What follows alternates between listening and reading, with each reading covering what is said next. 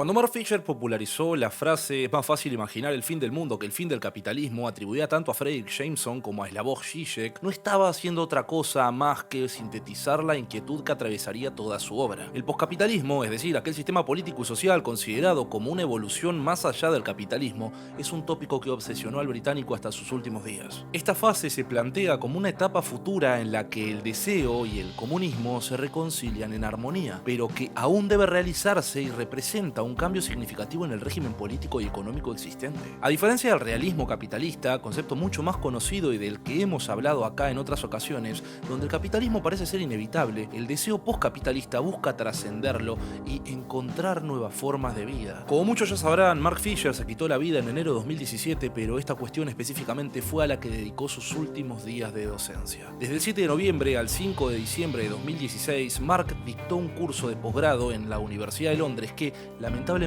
quedaría trunco por el receso invernal y posterior muerte del autor. Pero gracias a las transcripciones realizadas por sus alumnos, hoy podemos acceder a ello. ¿Cuál es la relación entre nuestros deseos y el capitalismo? ¿Son capaces los grupos subyugados de desear en contra de su propio interés? ¿Somos capaces de desear más allá de lo que el capitalismo tiene para ofrecernos? Hoy volvemos a hablar del gran Mark Fisher a través de la recopilación de sus últimas clases sobre el capitalismo, sobre el deseo y la posibilidad de un mañana mejor para todos.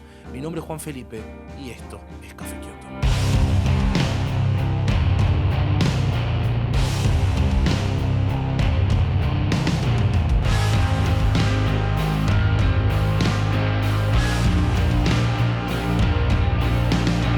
En 1984, la multinacional estadounidense de tecnología Apple publicó uno de sus más icónicos, por no decir el más icónico, anuncio comercial. Dirigido por Ridley Scott e inspirado en la novela 1984 de George Orwell, Apple nos presenta un escenario distópico combinando cierta imaginería que Occidente asociaba a la Unión de Repúblicas Socialistas Soviéticas con las grandes corporaciones informáticas tradicionales de los Estados Unidos, como la IBM. En las propias palabras de Mark, Apple pretende posicionarse como una novedad, como un color que interviene en este mundo gris, lúgubre y burocrático. Apple es nueva, es el color que interviene en este mundo gris de monolitos burocráticos como IBM o la difunta Unión Soviética. Entonces, ¿qué es lo que Apple nos quiere decir con esto? Sencillo, ser la nueva vanguardia del mundo que está a punto de liberarse de este sistema de control y, en parte, lo lograron si consideramos que ayudaron a crear eso mismo que estaban describiendo. Fisher introduce su curso con este anuncio y entiende que esta publicidad sugiere que hay un problema de deseo en términos del capital,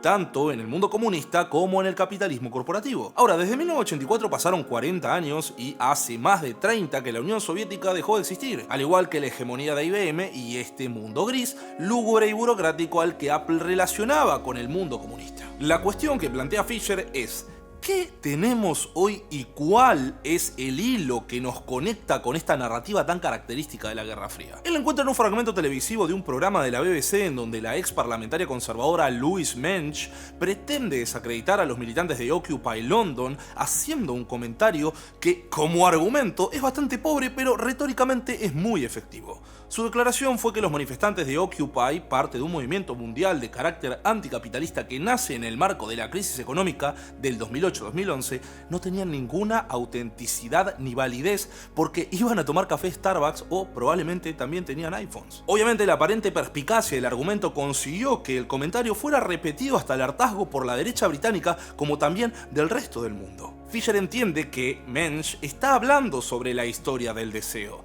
Si estos manifestantes tienen los productos más avanzados del capitalismo, por lo tanto, no solo son hipócritas, sino que en realidad no quieren lo que dicen que quieren. No quieren realmente una riqueza más allá del capitalismo. Lo que quieren son todos los frutos del capitalismo y, en última instancia, es por eso que el capitalismo va a triunfar. Puede que reclamen éticamente que quieren vivir en un mundo diferente, pero libidinalmente, al nivel del deseo, están comprometidos con la vida en el mundo capitalista actual. ¿Existe realmente un deseo de algo más allá del capitalismo? ¿Es imaginable el postcapitalismo? ¿Es posible preservar algo de la infraestructura libidinal y tecnológica del capital e ir más allá del capitalismo?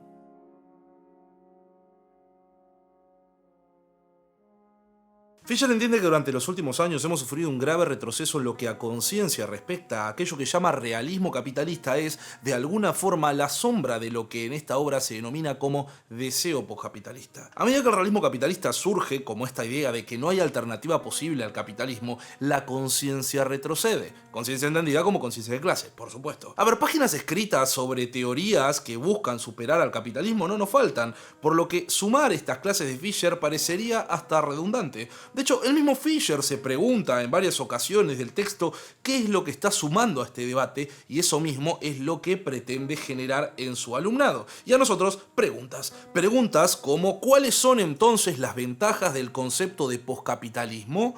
Existiendo otros conceptos como comunismo, socialismo, etc. Para él tiene un cierto tono de neutralidad por no contener en sí mismo, como palabra, una referencia a otras corrientes de pensamiento con las que las personas de a pie puedan rápidamente hacer una relación. Más que nada por las connotaciones negativas que pueda tener, tengan un fundamento real o no. Además, es un concepto superador en sí mismo, contempla una victoria reconociendo que hay algo más allá del capitalismo. Este no es el final de la historia.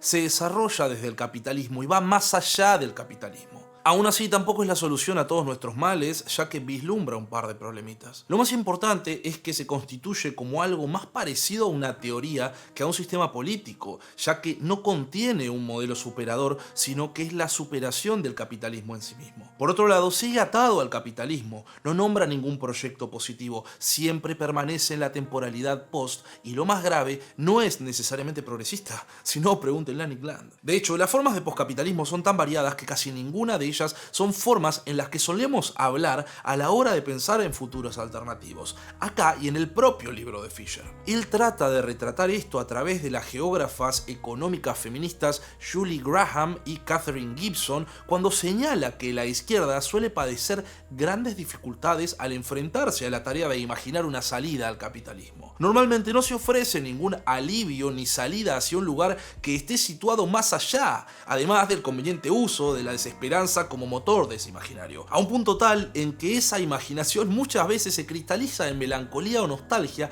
debido a nuestra incapacidad de enfrentar las contingencias e incertidumbres del presente. Y citando directamente a las autoras, temiendo que se nos vincule con aquellos en el poder, nos aferramos a la tarea de resguardar y demostrar nuestra pureza en lugar de meternos en el barro de la política cotidiana. Aquellos que se dedican a ello pueden ser acusados de traicionar sus valores, de dormir con el enemigo, de hacer pactos con el diablo y, en definitiva, de todo tipo de transgresiones y traiciones. Tal vez lo más interesante de esta cita es que resulta bastante ambigua, porque podría venir desde ambas direcciones, desde los más intransigentes con no transar con el poder hasta de los leninistas. Esta crisis se manifiesta como una crisis de aspiraciones. Por ejemplo, imaginémonos un conflicto sindical o una medida de resistencia por la preservación de un puesto de trabajo o por mejores condiciones para hacerlo. Quieras o no, estas medidas están perpetuando la explotación por parte del capital, pero por el otro lado, esta situación se ve reforzada por una solidaridad que se cimenta en experiencias masculinas comunes, incluyendo la explotación capitalista y en el esfuerzo por sostener comunidades que subsisten gracias a esa explotación, así como el trabajo que consumen la vida misma. En ambos casos, el deseo se paraliza y en su lugar satisfacemos las demandas de los capitalistas por más mano de obra y terminamos enfrentándonos a nuestro enemigo político, la clase trabajadora. A esto Fisher lo llama capitalocentrismo y seguirá existiendo mientras no podamos dislocar nuestro imaginario del discurso económico capitalista global neoliberal imperante de nuestros tiempos.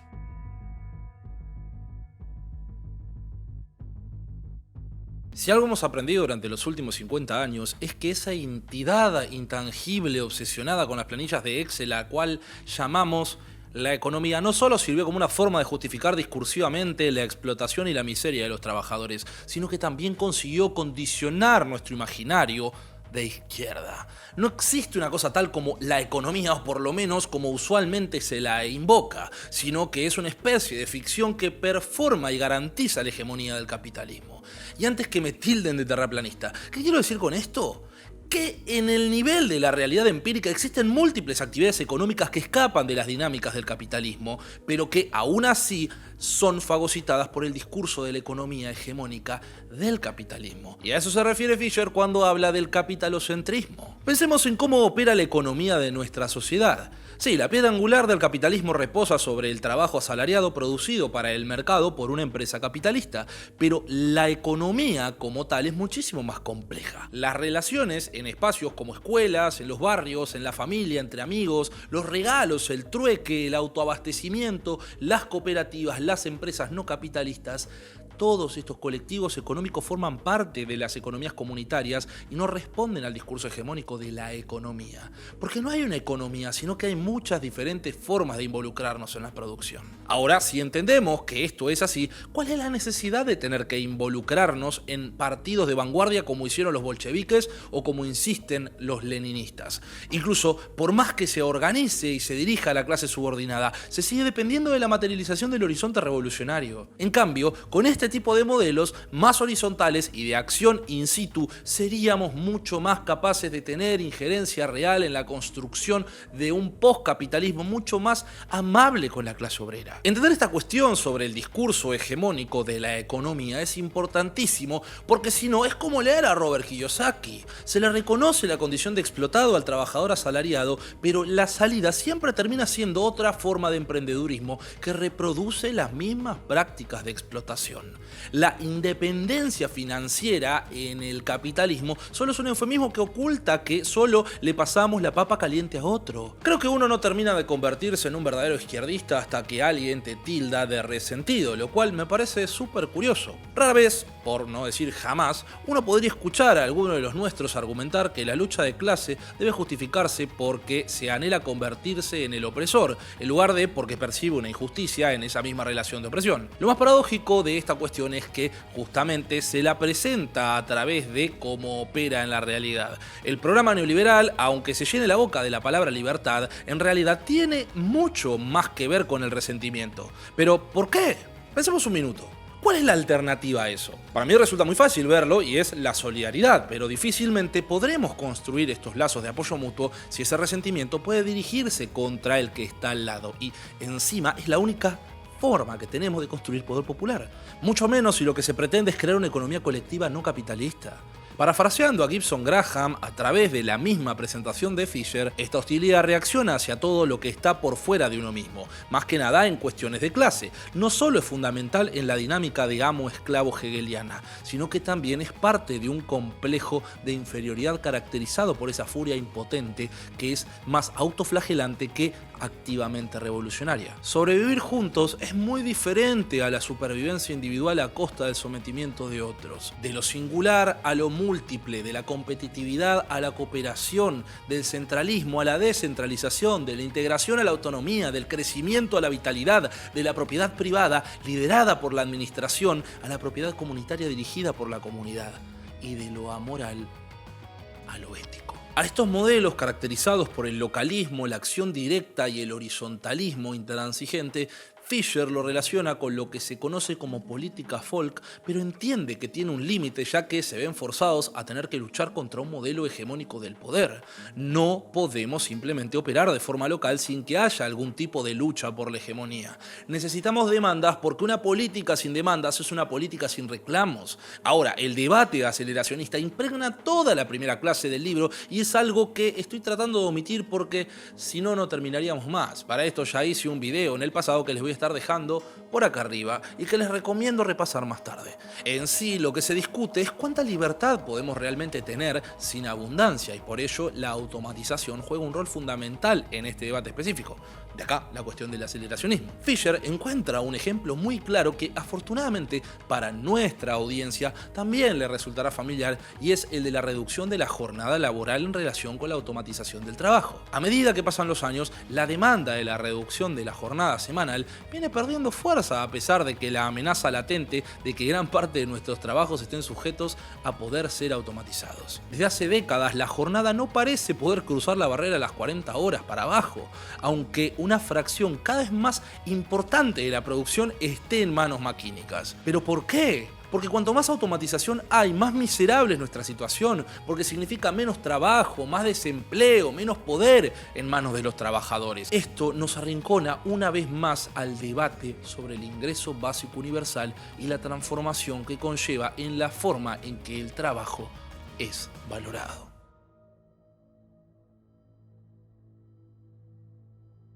Si pudiera encontrar alguna especie de eje central de la discusión o cuasi objetivo último, podría encontrarlo en la demanda de una disminución de la ética del trabajo, o por ahí.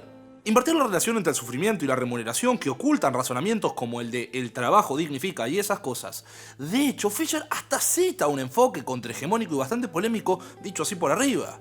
Hay que aprovechar el odio ya existente a los trabajadores. Odiar a aquellos que reciben un subsidio porque, a diferencia de nosotros, ellos no tienen que levantarse a la mañana, tomarse un tren y 2 bondis para ir a trabajar y que, aún así, nuestra condición de clase media penda de un hilo.